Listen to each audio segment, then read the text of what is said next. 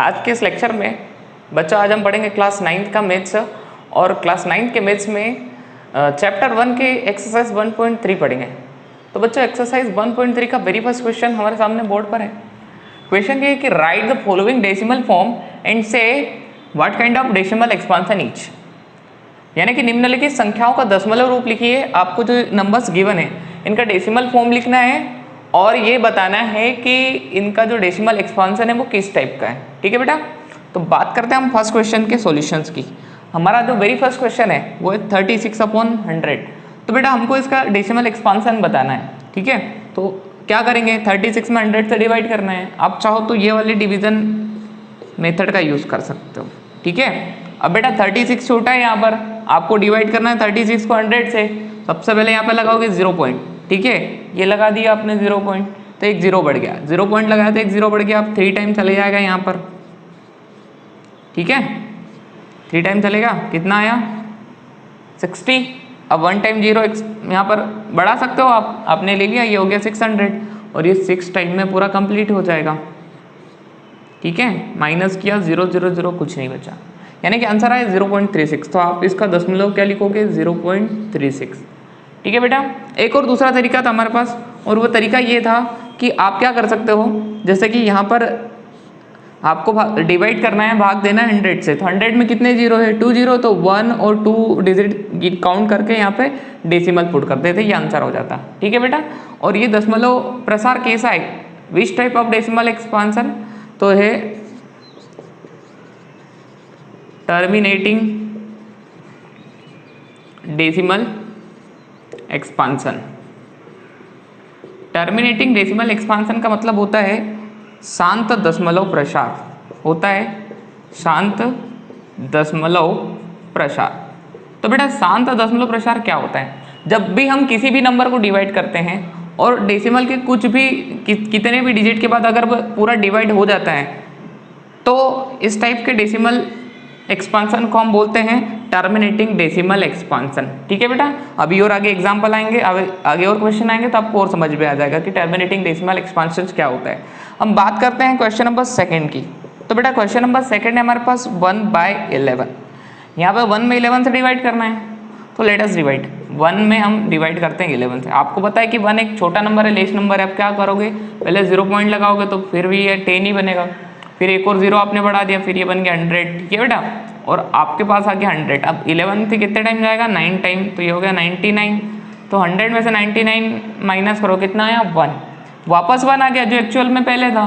फिर वही बात, एक 0 तो आप बढ़ा सकते हो लेकिन फिर छोटा है, तो अब एक 0 बढ़ाने के लिए यहाँ पे भी एक 0 बढ़ाना पड़ेगा। अब ये हो जाएगा 100। ठीक है, तो 11 से कितने टाइम जाएगा, फिर 99 टाइम जाएगा। ठीक है, तो वापस कितना बचा 1, फिर यही चलते चले जाएगा। तो आपको 0909 कुछ इस टाइप से आंसर मिलेंगे। तो आप यहाँ पर क्या लिखोगे, 1/11 इज इक्वल टू 0.09। और अगर ये संख्या बार बार रिपीट कर रही है तो इसके ऊपर हम लगा देते हैं बार। इसका मतलब ये 2 अंकों की संख्या जो है वो बार बार रिपीट हो रही है। ठीक है बेटा, और इस टाइप के डेसिमल एक्सपांशन को हम क्या बोलते हैं, अशांत आवर्ती दशमलव प्रसार। ठीक है, कैसा दशमलव प्रसार, अशांत आवर्ती, इंग्लिश में बोलेंगे नॉन टर्मिनेटिंग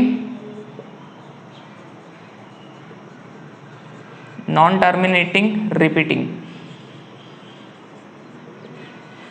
ठीक है बेटा, जब भी हम किसी नंबर को किसी नंबर से डिवाइड करेंगे और कोई कितने भी अंकों की संख्या है, 2 अंकों की, 3 अंकों की, 4 अंकों की, अगर बार बार रिपीट होने लग जाए, जैसे ये रिपीट हो रहा है, 2 डिजिट का नंबर बार बार रिपीटेशन में आ रहा है, तो इस टाइप के डेसिमल एक्सपांशन को हम बोलते हैं नॉन टर्मिनेटिंग रिपीटिंग। ठीक है, टर्मिनेटिंग नहीं है। टर्मिनेटिंग क्यों नहीं है, क्योंकि ये चलते ही चले जा रहा है और फिर भी खत्म नहीं होगा, हर बार रिपीट करेगा। और इस टाइप में क्या हो रहा था कि बस ये एंड हो गया था, कंप्लीटली डिवाइड हो गया था। ठीक है, बात समझ में आ रही है। तो ये डेसिमल एक्सपांशन टर्मिनेटिंग था, क्यों, क्योंकि यहाँ इसके बाद आगे नहीं गया था, अब इसके बाद आगे ये चलते चले ही जा रहा है। तो इसलिए इस टाइप के डेसिमल एक्सपांशन को टर्मिनेटिंग ना बोलते, क्या बोलेंगे, नॉन टर्मिनेटिंग। और नॉन टर्मिनेटिंग में भी क्या, रिपीटिंग या रिक्यूरिंग, दोनों एक ही चीज है, रिपीटिंग या रिक्यूरिंग, आपको जो भी लिखना। ठीक है बेटा, तो ये हमारा 2nd क्वेश्चन हो गया। अब हम बात करते हैं क्वेश्चन नंबर 3 की। तो क्वेश्चन नंबर 3 जो है हमारा वो है 4:1/8। सबसे पहले इसको सही फ्रैक्शन बनाते हैं, एकदम प्योर फ्रैक्शन तो हो जाएगा 8 4 जा 32 और 1 को ऐड करेंगे 33/8। कैसा ये कैसे किया बेटा, पहले 8 से 4 का मल्टीप्लाई करेंगे और फिर प्लस 1 करेंगे, तो 8 4 जा 32 और 1 33 और बाय 8। ठीक है, अब 33/8 को सोल्व करेंगे तो 8 से कितने टाइम जाएगा, 8 4 जा 32। ठीक है, कितना बच रहा है यहाँ पर 1। ठीक है, यहाँ पर बच रहा है 1। देन अब क्या करेंगे हम, 8 4 जा हो गया 32, रिमाइंडर 1।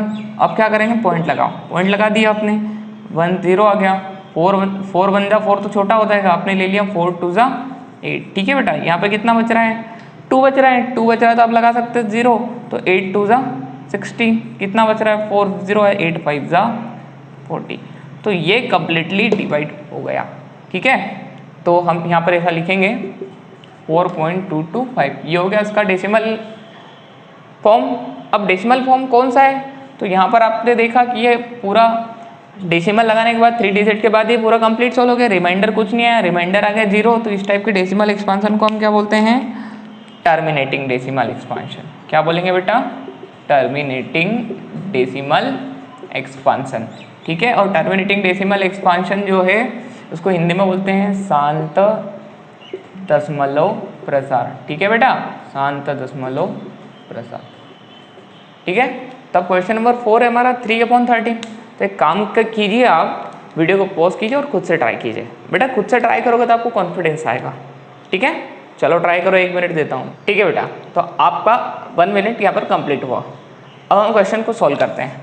जिन बच्चों का क्वेश्चन सॉल्व हो गया था वो आंसर कमेंट बॉक्स में कमेंट कर सकते हैं और किस टाइप का डेसिमल एक्सपांशन है वो बता सकते हैं। ठीक है, चलो सॉल्व करते हैं क्वेश्चन नंबर 4। तो 3/13 13 से डिवाइड करना है 3 में। आपको पता है 3 छोटा नंबर है, कैसे करोगे, 0 पॉइंट लगाया आपने, कितना होगा 30, 2 टाइम जाएगा 13 दूनी 26। ठीक है बेटा, फिर 0 बढ़ाया आपने, 3 टाइम जाएगा 1 बचा, फिर 0 बढ़ा, फिर 0 बढ़ाने के बाद आपने देखा कि छोटा आ गया, फिर आप 0 बढ़ाओगे, फिर 0 बढ़ जाएगा, फिर कितने टाइम जाएगा 7, 13 7 91, फिर आपने 0 बढ़ा दिया, 13 6 78, क्योंकि 13 7 91 हो जाएगा।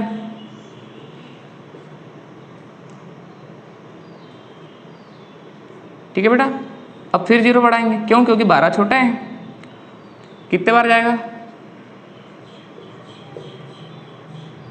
फिर 3 आ गया, तो 3 स्टार्टिंग में था वही वापस आ गया। अब आप 0 बढ़ाओगे तो फिर वहीं से चालू होगा, 2 टाइम जाएगा, फिर 3 टाइम, फिर 0 टाइम, फिर 7 टाइम, फिर 6 टाइम, फिर 9 टाइम। इसका मतलब यही नंबर बार बार रिपीट करते आएगा। तो हम क्या करते हैं, इस नंबर पर लगा देते हैं बार। ठीक है, तो इस टाइप का डेसिमल एक्सपांशन है, आप बताओ, नॉन टर्मिनेटिंग रिपीटिंग।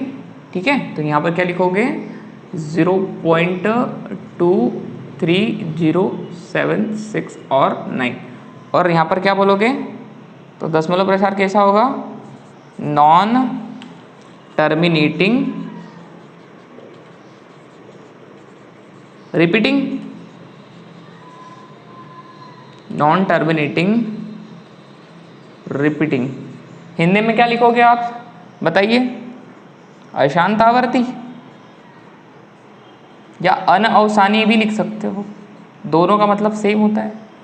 ठीक है, नॉन टर्मिनेटिंग रिपीटिंग या नॉन टर्मिनेटिंग रिक्यूरिंग भी लिख सकते हो, अशांत आवर्ती या अनअवसानी आवर्ती भी लिख सकते हो। ठीक है, दोनों का मीनिंग सेम होगा।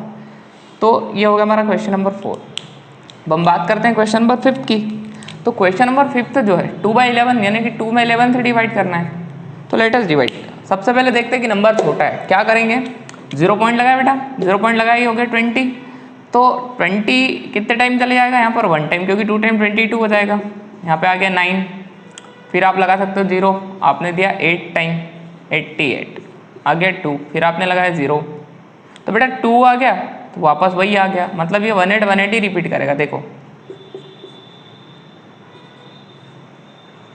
ठीक है, बात समझ में आ रही है। फिर आप 88 लोगे, फिर 2 बच जाएगा, तो ये रिमाइंडर ऐसे चलते ही चले जाएगा। तो 18 ही आएगा। तो आप क्या लिखोगे, 2/11 जो है उसको क्या लिखोगे, 2/11 इज इक्वलेंट टू 0.18 के ऊपर आप लगा दी 12। ठीक है बेटा, और डेसिमल एक्सपांसन को क्या लिखोगे आप, बताइए क्या लिखोगे, नॉन टर्मिनेटिंग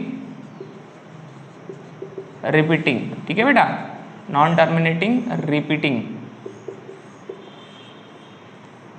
थोड़ा स्पेलिंग मिस्टेक हो गया यहाँ पर, रिपीटिंग। ठीक है, हिंदी में आप क्या लिखोगे, अशांत आवर्ती दशमलव प्रसार। कैसा, अशांत और आवर्ती दशमलव प्रसार।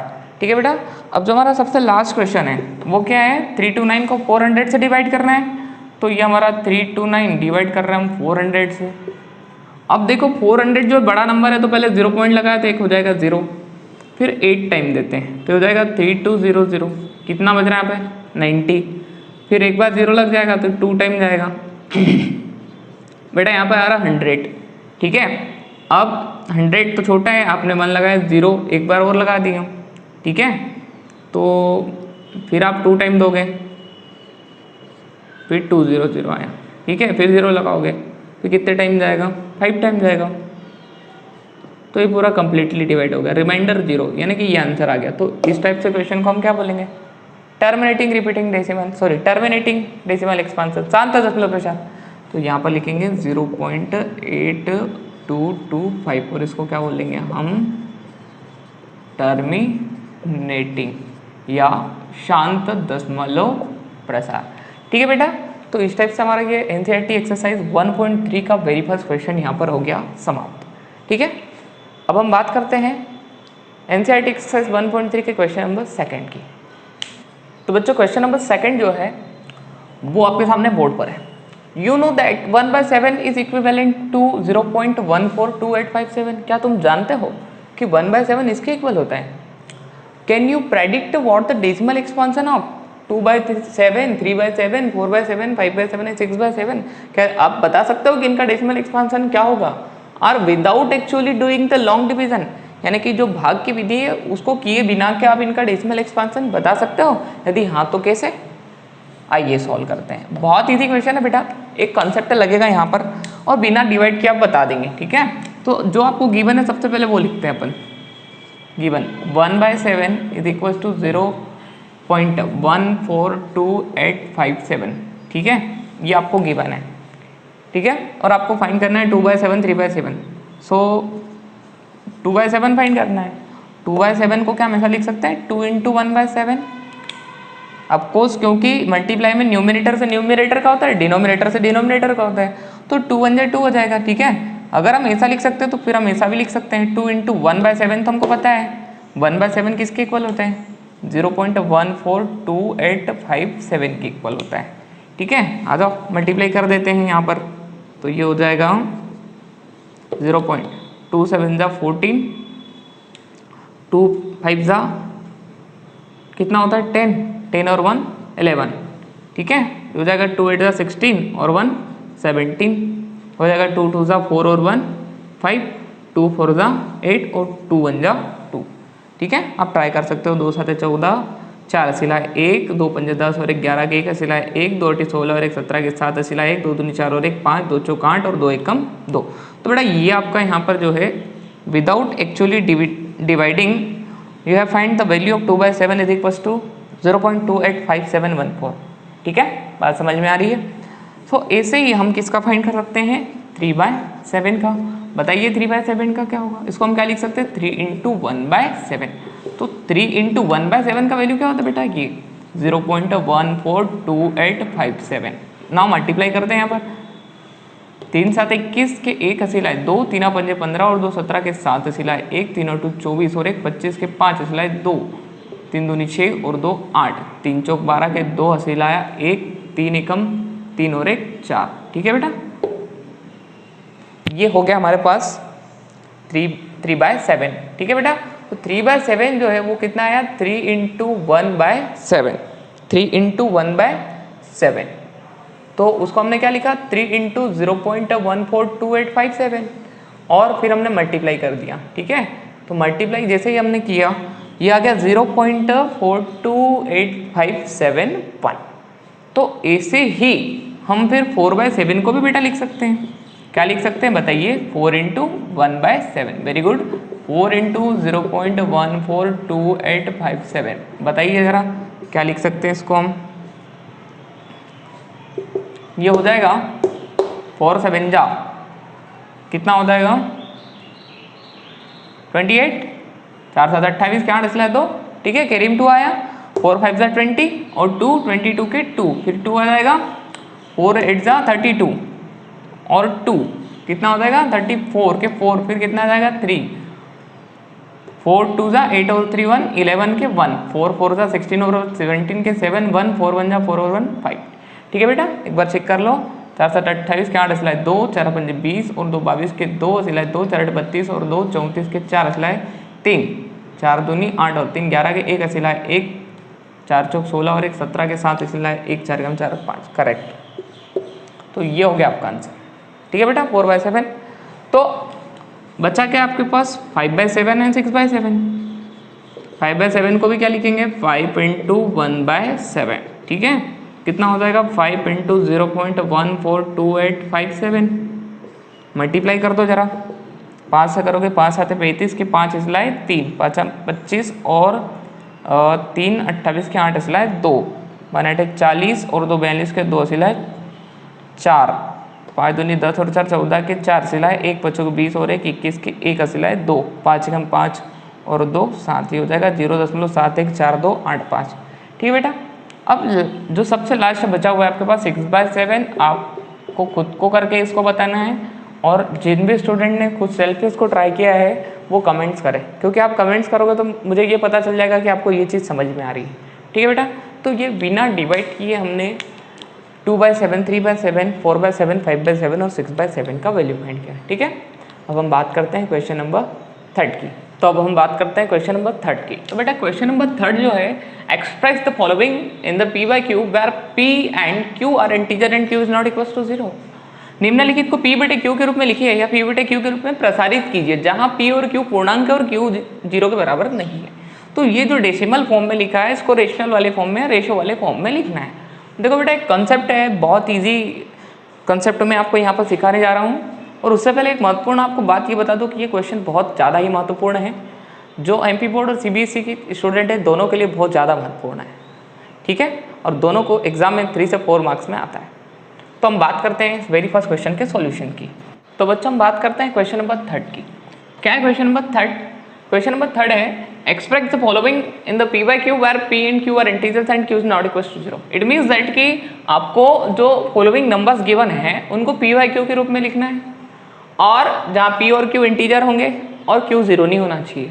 ठीक है, तो हम क्वेश्चन नंबर 1 के सॉल्यूशंस की बात करते हैं यहाँ पर। उससे पहले एक चीज़ मैं आपको बता दूँ कि ये जो क्वेश्चन है बहुत ज़्यादा महत्वपूर्ण है।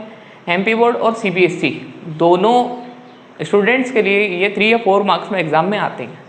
तो लेट अस स्टार्ट। सबसे पहले हम इसको ऐसा लिख सकते हैं क्या, 0.666 n डैश डैश डैश। इसका मतलब कि ये इनफाइनाइट तक जा ही रहा है। ठीक है, और मैं इसको यहाँ लेट कर रहा हूँ, माना x इज इक्वल टू 0.666 और 3 डैश लगा दिया मैंने, ये चलते ही चले जा रहा है। इसका मतलब ये होता है कि आप 666 कितनी बार भी लिख सकते हो, कोई प्रॉब्लम नहीं। ठीक है बेटा, अब यहाँ पर आपको ये देखना है कि कितने डिजिट रिपीट कर रहे हैं। तो ओनली 1 डिजिट रिपीट कर रहे हैं। बोल सर कितने तो डिजिट रिपीट कर रहे हैं, तो ये डिजिट नहीं, डिजिट कितने टाइप के रिपीट कर रहे हैं, तो 1 टाइप का ही डिजिट है। ऐसा हो रहा है क्या 6 7 6 7 6 7 6 7 6 7 में क्या समझ में आ रहा है आपको कि यहाँ पे 2 टाइप के डिजिट रिपीट कर रहे हैं और यहाँ पे 1 ही डिजिट रिपीट कर रहा है। तो जब 1 ही डिजिट रिपीट करे तो आपको इस इक्वेशंस के बोथ साइड 10 से मल्टीप्लाई करना है। इसको इक्वेशन 1 लेने ना, और इक्वेशन 1 के बोथ साइड आपको 10 से मल्टीप्लाई करना है। व्हेन, कब, जब 1 ही डिजिट रिपीट हो। क्या सर यदि 2 डिजिट रिपीट हो गए तो 100 से, क्या सर यदि 3 डिजिट रिपीट हो गए तो 1000 से। ठीक है, चलो 10 से मल्टीप्लाई करते हैं। On multiplying by 10 both the side, समीकरण के दोनों पक्षों में, समीकरण के दोनों पक्षों में 10 से गुणा करने पर। ठीक है बेटा, 10 से गुणा करने पर। तो तो 10 से गुणा करने पर ये हो जाएगा 10 गुणा x और ये हो जाएगा 10 गुणा 0.666 और 3 डैश लगा दी हमने। ठीक है, ये हो जाएगा 10 है क्या 10x और इस 10 या 10 से गुणा करने पर ये एक डिजिट पीछे चले जाएगा तो 0.6 ये पॉइंट पीछे जाएगा तो क्या हो जाएगा 6 पॉइंट लग जाएगा। 6 पॉइंट लगेगा, उसके बाद 2 6 तो दिख रहे हैं और ये डैश का मतलब क्या होता है कि और कितने 6 भी लिख सकते हो, तो मैंने एक 6 और लिखा और फिर 3 डिजिट लगा दी। ठीक है, और इसको मैंने दे दिया equation number second.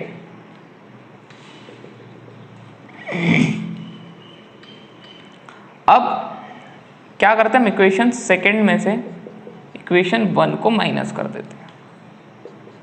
10x minus x और 6.666 में से क्या माइनस होगा इधर 0.666। कैसे और कैसे माइनस किया, तो बेटा अभी माइनस नहीं किया, सिर्फ लिखा है LHS में से LHS माइनस होता है और RHS में से RHS। ठीक है, अब 10x में से 1x जाएगा तो कितना आएगा 9x आएगा और इसमें से इसको माइनस करता है तो 6.666 में से क्या माइनस करेंगे 0.666 तो 0.6 मतलब क्या बच रहा है यहाँ पर 6.0 मतलब 6 ही बच रहा है।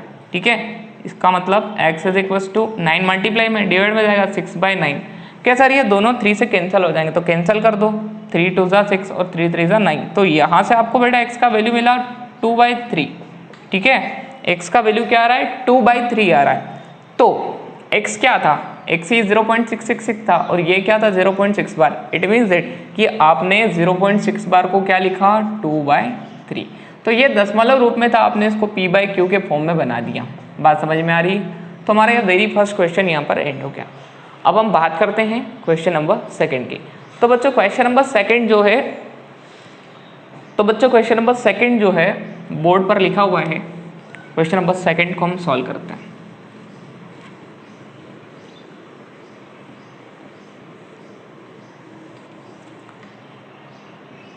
तो बच्चों क्वेश्चन नंबर सेकेंड है 0.47 बार।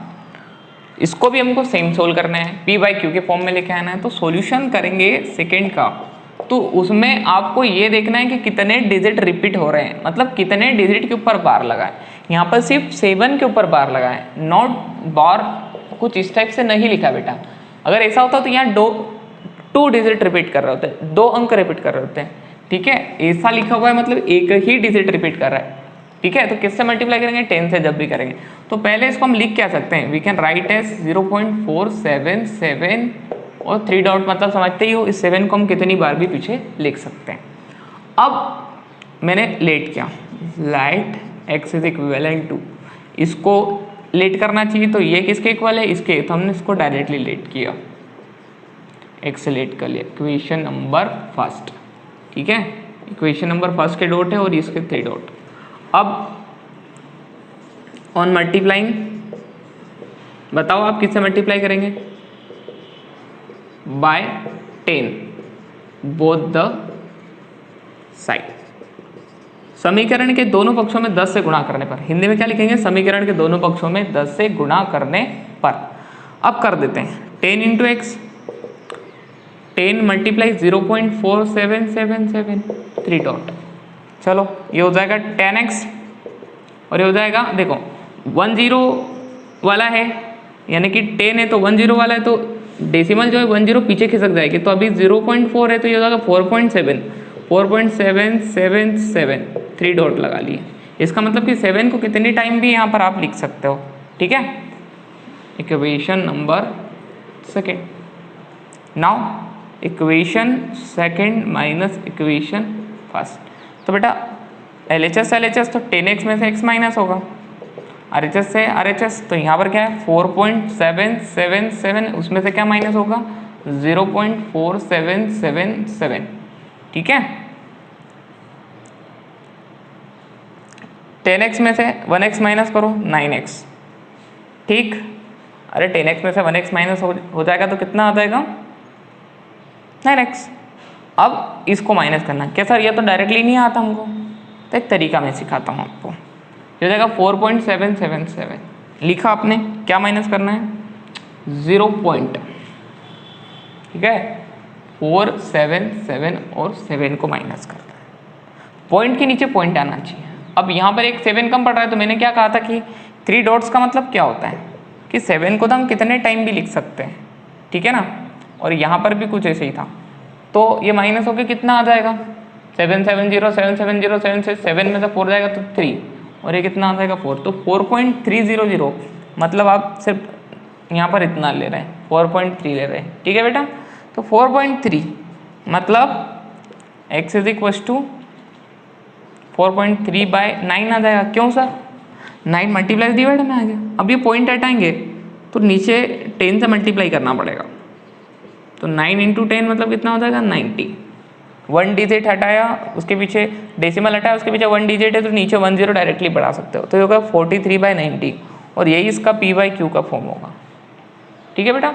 समझ में आया, बहुत ही आसान क्वेश्चन था। कुछ बच्चों को डाउट था कि सर आया था तो इतना, और आपने ऐसा क्यों लिखा, तो बेटा अगर आप ऐसा लिखोगे 9x इज इक्वल टू 4.3000, ठीक है, और फिर इसको ले जाओगे 4.3000 को, फिर जब डेसिमल हटाओगे तो यहाँ पे कितने जीरो बढ़ेंगे 1 2 3 4, तो ऊपर क्या है 43000 और नीचे क्या आएगा 9 के पीछे कितने जीरो है 40, तो ये कैंसिल आउट करेगा, ठीक है। और कितने कैंसिल होंगे 1 से 1 1 से 1 और 1 से 1, तो ये कितना हो जाएगा x इज इक्वल टू 43/90, तो तब भी आंसर वही आएगा। इसलिए मैंने इसके पीछे के जीरो पहले ही नहीं लिए। बात समझ में आ रही है, तो कोई कन्फ्यूज़न नहीं होना चाहिए, इसलिए मैंने वो बताया। आपके मन में जो कन्फ्यूज़न हो रहा है वो यहाँ मुझे पता है, इसलिए मैं एक्सप्लेन कर रहा हूँ, ठीक है बेटा। तो अब हम बात करते हैं क्वेश्चन नंबर 3 की।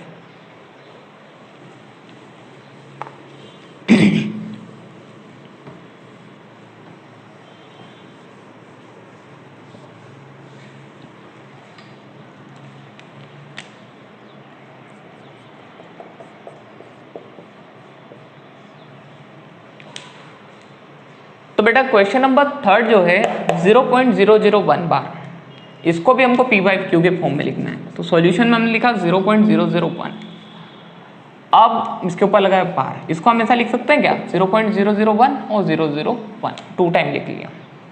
लेट माना x इज इक्वलेंट टू 0.001001, हमने x के इक्वलेंट कर लिया। अब मल्टीप्लाई किससे करेंगे, तो बेटा कितने डिजिट रिपीट हो रहे हैं 1 2 3, तो आपको किससे मल्टीप्लाई करना है 2 डिजिट रिपीट होते तो 1 डिजिट होते तो 1 1 2 एंड 3, इसको नोट कर लेना, ठीक है। अब यहाँ पे 1000 से मल्टीप्लाई करूंगा मैं, तो ऑन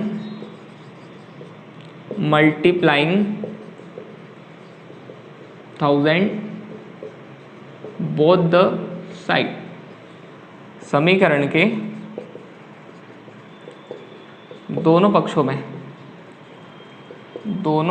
में 1000 से मल्टीप्लाई करने पर, गुणा करने पर, ठीक है। करो 1000 मल्टीप्लाई x हो जाएगा 1000 मल्टीप्लाई 0.001001। एक बात ध्यान रखना बेटा कि यहाँ पर आपको बार लगानी, क्योंकि इसको हटाया तो ये इन्फाइनाइट तक जाता है, बार बार वही रिपीट करेगा, ठीक है। तो उस हिसाब से आप जब भी आवश्यकता पड़ी इस चीज़ को बार बार फिर से लिख सकते हो। मल्टीप्लाई करोगे तो हो जाएगा तो 1000 या 1000x, ये कितना हो जाएगा 30 है, तो इसको 3 डिजिट पीछे ले जाओ, तो ये हो जाएगा 1 2 3, तो हो जाएगा 1.001। ध्यान से समझना 3 0 है, तो ये डेसिमल यहाँ से उठ के यहाँ आ जाएगा। मैं डेसिमल को थोड़ा रेट से लिखता हूँ तो और भी अच्छे से समझ आएगा। ये डेसिमल यहाँ पर है तो कितने जीरो है 1 2 3, तो ये कितना होगा 1 2 3 और यहाँ जाएगा, तो 1 के पहले के जीरो कुछ भी काम के नहीं है, तो ये हो जाएगा 1.001, ठीक है बेटा। और फिर 3 डॉट लगा लिया, हमने इक्वेशन दे दिया इसको सेकेंड, और इसको यहाँ पर हमने क्या दे दिया इक्वेशन नंबर 1। इक्वेशन सेकेंड में से इक्वेशन 1 माइनस करेंगे, इक्वेशन सेकेंड माइनस इक्वेशन 1, तो क्या लिखेंगे 1000x माइनस x, क्योंकि LHS में से LHS और RHS क्या है 1.001 माइनस 0.001001। लेट अस सब्ट्रैक्ट, ये तो हो जाएगा डायरेक्टली, 1000 में से 1 जाएगा तो आएगा 999 और क्या है x, इसको कैसे करें, तो आज इधर बताता हूँ। 1.001 में से क्या माइनस करना है, डेसिमल के नीचे डेसिमल आना चाहिए, तो 001 तो है ही यहाँ पर, फिर 001 है, तो मैंने आपको बताया था कि 3 डॉट्स लगे हुए, इसका मतलब 001 तो बढ़ा ही सकते हो आप। यहाँ पर भी 3 डॉट्स लगे हुए ना, यहाँ पर भी लगे 3 डॉट, तो ये बढ़ा सकते हो आप। ये हो जाएगा माइनस 0 0 0 0 0 0 और 1 में से 0 जाएंगे तो कितना आएगा, 1 आएगा। तो 1.000 का कोई सेंस नहीं होता, ठीक है। तो डायरेक्ट क्या आ जाएगा, 1। 999 जो है वो मल्टीप्लाई से डिवाइड में आएगा।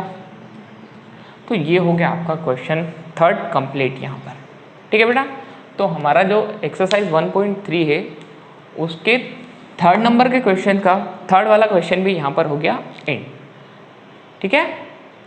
अब हम बात करते हैं क्वेश्चन नंबर 4 की। तो बच्चों हम बात करते हैं क्वेश्चन नंबर 4 की। Question number 4, express 0.9999 in the form p by q where p and q are integer. Are you surprised your answer? With your teacher and classmate discuss why the answer makes sense. 0.9999 को p बटे q के रूप में लिखिए और क्या तुम अपने उत्तर से आश्चर्य हो, यदि हो तो अपने शिक्षक व सहपाठी के साथ उसकी चर्चा करो और आंसर क्यों सेंसिबल है ये पता करो। तो बेटा यहाँ पर हम क्या करते हैं, इसको पहले तो p by q के फॉर्म में लेके आते हैं, ठीक है। तो p by q के फॉर्म में लेके आने के लिए सबसे पहले इसको सॉल्यूशन में हम क्या करेंगे, 0.9999 इसको x के इक्वल में लेट कर लिया, माना लिख लेना लेट, माना x बराबर 0.999। क्वेश्चन फर्स्ट, यहाँ पर एक ही अंक बार बार रिपीट कर रहा है, तो on multiplying 10 both the side, 10 से मल्टीप्लाई कर देते हैं बोथ साइड, समीकरण के दोनों पक्षों में 10 से गुणा करने पर, ऐसा यहाँ पर हिंदी में लिखना है, ठीक है।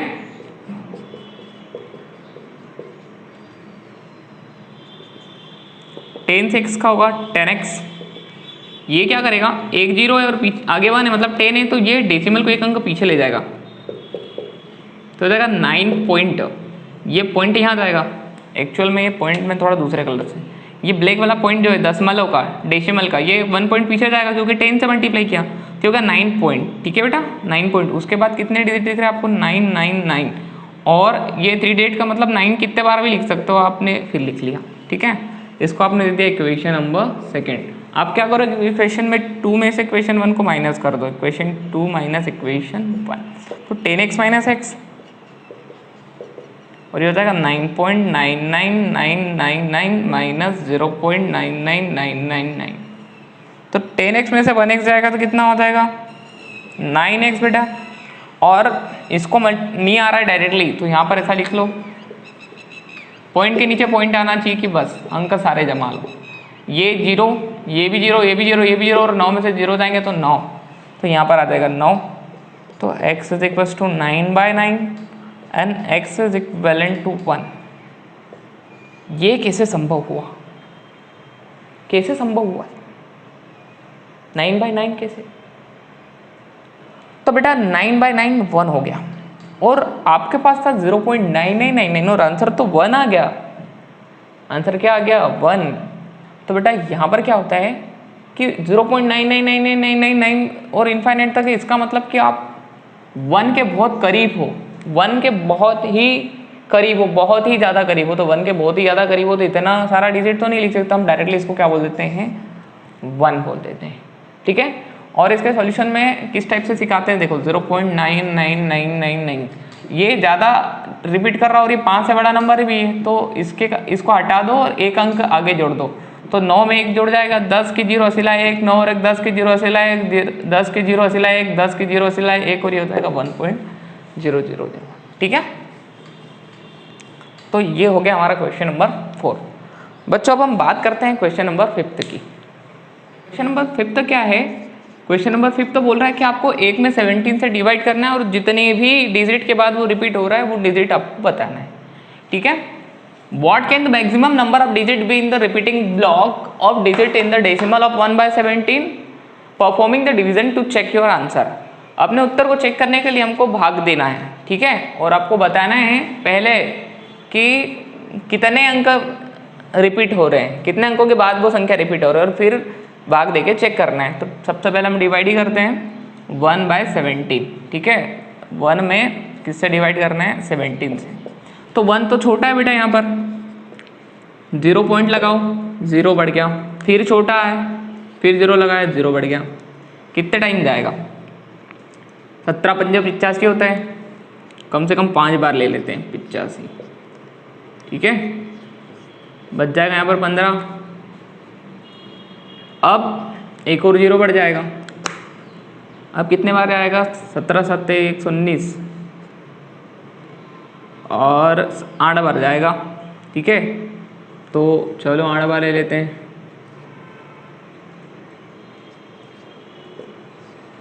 17 8 136, कितना बच रहा? 10 में 6 के तो 4 और ये बन गया 14। फिर लगा लेंगे 0, कितने बार जाएगा? वापस 8 बार चले जाएगा। 136, कितना बच रहा है? 4, फिर 0 लगाया, 17 दूनी 34, 17 तिया 51, 3 बार नहीं ले सकते अपन। 17 तिया 51, 4 बार नहीं ले सकते। 17 पंजे 85, 17 दूनी 34, 3 बार नहीं ले सकते। 16 बचा, 160 आ गया। अब 17 9 के 153, 9 बार जाएगा। कितना आ रहा है? 7, तो मैं 7 को लिख रहा हूँ ऊपर, फिर लगाया 0। 17 चौक 68, फिर आया 2, फिर लगाया 0। 17 एकम 17, फिर आया 3, फिर लगाया 0। 17 एकम 17, फिर आएगा 13, फिर लगाया 0। तो 17 7 119,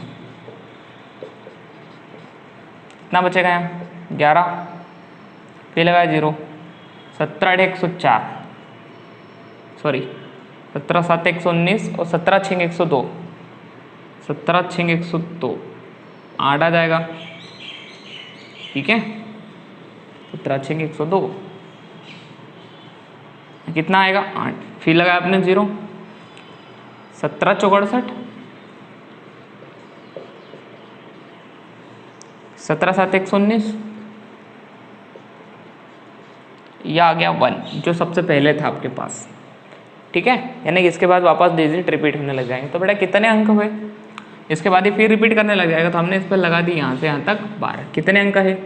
1 2 3 4 5 6 7 8 9 10 11 12 13 14 15 16 और 17, ठीक है बेटा। जैसे आपने अभी काउंट किया तो 17 नंबर आ रहे हैं।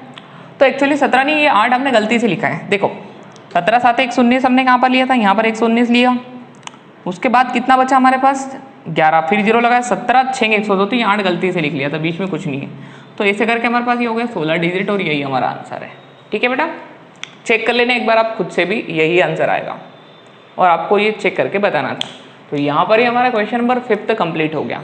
अब हम बात करते हैं क्वेश्चन नंबर 6 की। Look at several example of rational number in the form p by q where p and q are integers with no common factor rather than 1 and having terminating decimal expansion. Can you guess the property q must satisfy? Question ये है कि आपको p by Q के कई several example लेना है, rational number के p by Q के बहुत से एग्जाम्पल ऐसे लेना है जहाँ p और q इंटीजर्स होंगे और उनका कोई कॉमन फैक्टर नहीं होगा 1 के अलावा, और इसके अलावा टर्मिनेटिंग डेसिमल एक्सपांसन भी आना चाहिए। यानी p और q ऐसे सिलेक्ट करो कि डेसिमल एक्सपांसन टर्मिनेटिंग चाहिए। तो can you guess what property q must be satisfy? क्या आप बता सकते हो कि इसका जो हर आएगा ऐसी भिन्न का वो कौन सी प्रॉपर्टी सेटिस्फाई करेगा? तो बेटा सॉल्यूशन करते हैं इस क्वेश्चन नंबर हम 6 का। एक एग्जांपल लेके मैं आपको बताता हूँ। मैंने 2 ले लिया 5, अब 2 को मैं डिवाइड कर रहा हूँ यहाँ पर 5 से, तो 0 पॉइंट लगाना पड़ेगा, 20 हो रहा और ये पूरा कैंसिल हो गया। तो ये 2/5 जो है वो 0.4 आ गया, ठीक है। और ये शांत या टर्मिनेटिंग हो गया, क्लियर है। अब मैं एक और एग्जांपल ले रहा हूँ। मैंने लिया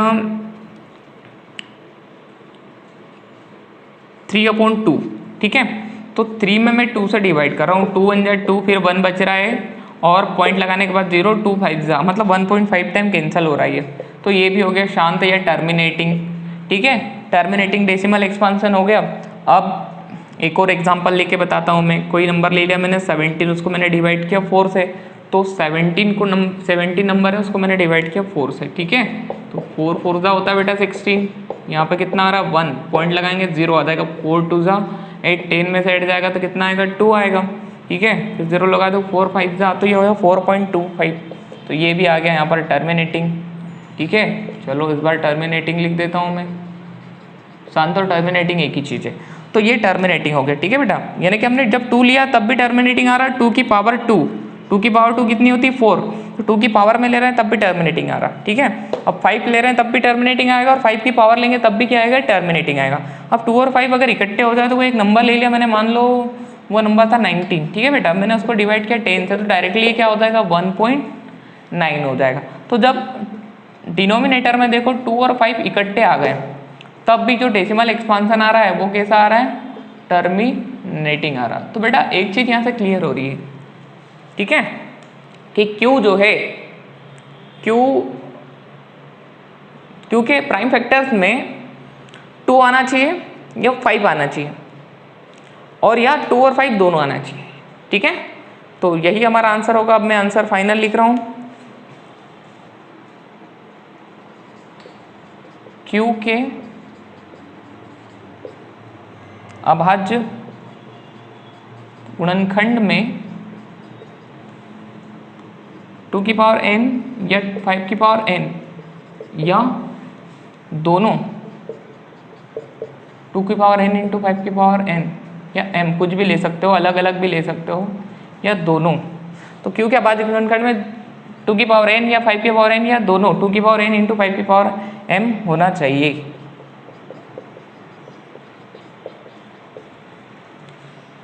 ठीक है।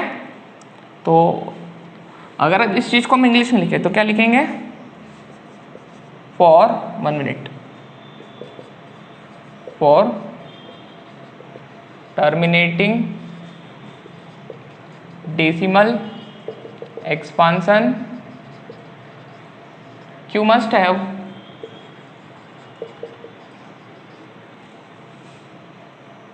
To to the power n or 5 to the power n or both, ठीक है बेटा। तो ये हमारा क्वेश्चन नंबर 6 यहाँ पर कंप्लीट हो गया। Now let us move to question number 7। Question number 7 है, write 3 numbers whose decimal expressions are non terminating non recurring. यानी कि ऐसे 3 नंबर लिखना है जिनका दशमलव प्रसार नॉन टर्मिनेटिंग है और नॉन रिक्यूरिंग है, यानी कि अशांत आवर्ती है, ठीक है। तो मैं कोई भी नंबर लिख सकते हैं यहाँ पर 0 1 0 1 1 0 1 1 1 0 1 1 1 1 0 1 1 1 1 1। एक मैंने एक नंबर लिख दिया, कोई नंबर दूसरा लिख रहा हूँ 0 0 2 0 2 2 0 2 2 2 0 2 2 2 2 0 2 2 2 2 2। एक और नंबर लिख देता हूँ 0.0 7 3 0 7 3 7 3 0 7 3 7 3 7 3 0 7 3 7 7 3 7 3 7 3 0, कुछ इस टाइप से। ये तीनों नंबर हो गए बेटा, ठीक है। जो भी आपको लगे आप इस टाइप से लिख सकते हो, लेकिन ये ध्यान रखना कि उनका जो डेसिमल एक्सपांशन है वो नॉन टर्मिनेटिंग और नॉन रिपीटिंग होना चाहिए। यानी कि ये रिपीट तो हो रहे हैं लेकिन इनका कोई एक सिक्वेंस नहीं है कि इतने अंकों बाद ही रिपीट हो रहे हैं, ठीक है। यहाँ पे 2 आया और यहाँ पे 2 टाइम आ गया, फिर यहाँ 3 टाइम आ गया, फिर यहाँ 4 टाइम आ गया, तो कोई सही से रिपीटिंग नहीं हो रहा है, इसलिए हम इसको बोल देंगे कि ये नॉन टर्मिनेटिंग और नॉन रिपीटिंग है, ठीक है बेटा। तो हमारा क्वेश्चन नंबर 7 यहाँ पर कंप्लीट होगा। बात करते हैं हम क्वेश्चन नंबर 8 की। तो बेटा क्वेश्चन नंबर 8 का हम सॉल्यूशंस करते हैं। क्वेश्चन क्या है पहले ये समझ लेते हैं। Find 3 different irrational number between 5/7 and 9/11, यानी कि 5/7 और 9/11 के बीच 3 भिन्न भिन्न अपरिमेय संख्या ज्ञात करना है। भिन्न भिन्न भी और अपरिमेय भी, यानी अलग अलग और अपरिमेय। तो पहले 5/7 को समझ लेते हैं बेटा। तो 5/7 को हम कुछ इस टाइप से लिखेंगे ना, 5 में 7 का भाग देंगे, भाग देते हैं 0.50, 7 से 7 बार 49, फिर कितना आया 1, फिर लगा दिया 0, 7 एकम 7, फिर आया 3, फिर लगा दिया 0, 7 चौक 28, फिर आ गया 2, फिर लगा 0, 7 दूनी 14, फिर आ जाएगा 6, फिर लगाएंगे 0, 7 8 56, फिर कितना आएगा यहाँ पर 4, फिर लगाया 7 पंजे 35, फिर कितना आ रहा है यहाँ पर 5, फिर लगाया 0, फिर 7 7 49, ठीक है बेटा। फिर कितना आ रहा है 1 आ रहा है, ठीक है, फिर 0 लगाएंगे, ठीक है, कितना आएगा वही 7 एकम 7। तो यहाँ से रिपीट होने लग गया यहाँ पे, क्योंकि 5 वापस आ गया। फिर से अगर देखो तो ये 7 1 4 2 8 5 ठीक है, इस टाइप से चलते रहेगा। तो आपको क्या करना है, पहले तो लिमिट पता करना है कि इधर वाली लिमिट क्या है, उधर वाली पता करते हैं। तो 9/11, अब 5/7 को मैं इधर लिख लेता हूँ। 5/7 को बेटा किसके इक्वल लिखेंगे, 0.7142857, ठीक है। बात करते हैं 9/11 की, तो 9 में डिवाइड करते हैं 11 से, तो 11 से डिवाइड करते हैं तो 11 0 पॉइंट लगाना, 98 जा 88, फिर वापस आया 2, फिर 0 लगाया तो 11 बन जाए 11, कितना है 9, फिर 0 लगाया, फिर 8, फिर 88, फिर 2, फिर 0, फिर 1, मतलब 8181 आएगा, ठीक है। तो अब हम 9/11 को लिखेंगे 0.8181, ठीक है। 9/11 को क्या लिखेंगे, 0.81 और 81। तो बेटा इनके बिटवीन में नंबर लिखना है, तो इनके बिटवीन में नंबर लिखते हैं, ठीक है। तो बेटा इनके बिटवीन में हमको नंबर लिखना है, तो इनके बिटवीन का नंबर लिखते हैं। अब आपको कोई नंबर लिखना है इर्रेशनल, वो भी इनके बिटवीन में, तो क्या करें हम, इससे बड़ा और इनसे छोटा लेना है। तो कोई मैंने नंबर ले लिया 0.750, अगर मैं 71, 72, 73, 74, 75 तो इसके बिटवीन में आ जाएगा, और 81 से छोटा है, मैंने 75 ले लिया, 750, 7500, 75000, 750000, कुछ इस टाइप से, ठीक है। एक और नंबर ले लेता हूँ मैं, 765 ले लिया मैंने, 0765, फिर 00765, फिर 000, फिर 765, फिर 0000, कुछ इस टाइप से। एक और नंबर ले लेते हैं, मैंने ले लिया 0.80, फिर इसके बाद लगा दिया 0, फिर लिखा 80, फिर 00, फिर 80, फिर 000, फिर 80।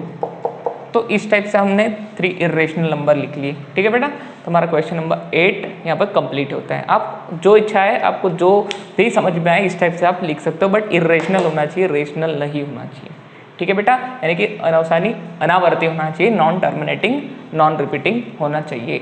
तो बेटा नेक्स्ट हमारा क्वेश्चन है क्वेश्चन नंबर 9। क्वेश्चन नंबर 9 क्या है, क्लासिफाई द फॉलोइंग नंबर्स और इर्रेशनल और रेशनल, मतलब ये बताना है इनमें से देख के कि ये परिमेय है कि अपरिमेय। तो सबसे पहला क्वेश्चन हम सोल्व करते हैं। पहला क्वेश्चन है √23। तो बेटा 23 जो है वो प्राइम नंबर है, यानी कि अभाज्य संख्या है, ठीक है।